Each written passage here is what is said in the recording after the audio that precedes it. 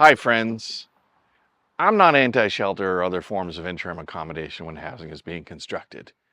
But I think we need to have an adult conversation about temporary shacks and shelters because neither of those things end homelessness.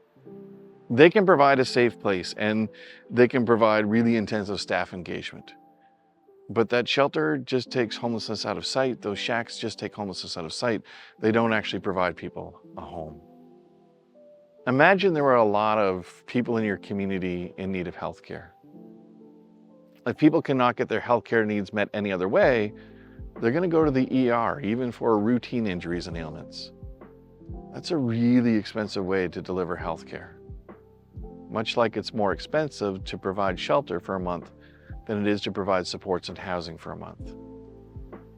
And let's be clear, if everyone was flocking to the emergency room for even those routine healthcare pieces, you wouldn't just add a bigger waiting room, you wouldn't just add more beds and bays, you'd try to get to the root of the problem.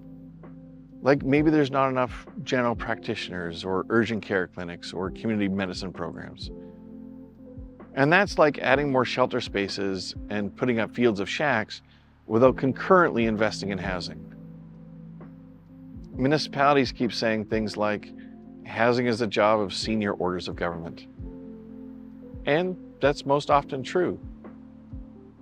But if they're not doing enough, and you as a municipality are picking up the tab for all the costs associated with homelessness, from increased shelter costs to police responses, maybe housing needs to become at least part of what you do beyond just planning for more housing. A community needs an adequate number of shelter spaces to meet needs and ensure throughput. If you just add more shelter beds or shacks without housing, people will get stuck in the system because there's inadequate outflow.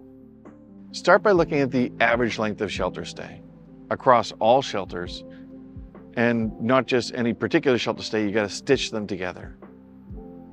And then look at the nature of the exits. Who's moving to unknown exits, who's moving to positive exits. We really wanna focus on positive exits. If each shelter bed in your system of care is working the way it's supposed to, then the average length of stay is going to tell you how many times that bed is turning over. So for example, if you had an average length of stay of 180 days, that means each shelter bed is only turning over twice in the course of a year.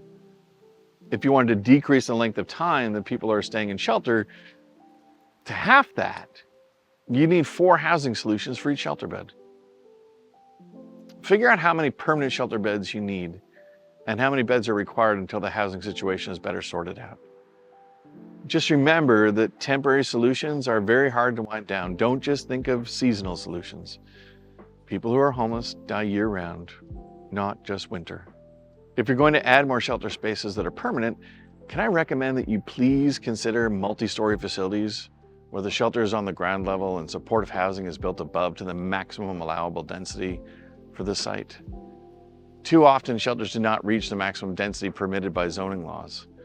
It's an unseized opportunity to not build above, to not integrate those two functions together into one building. Now, don't treat them as one entity, treat them as separate entities.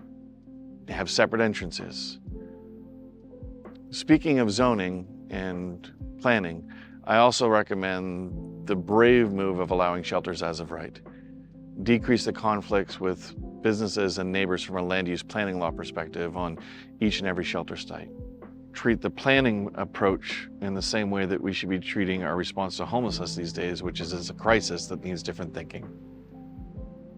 If your approach is tiny homes, simple cottages, converted shipping containers, or sheds you bought from the local big box store, I've seen all those and other weird and wonderful scenarios.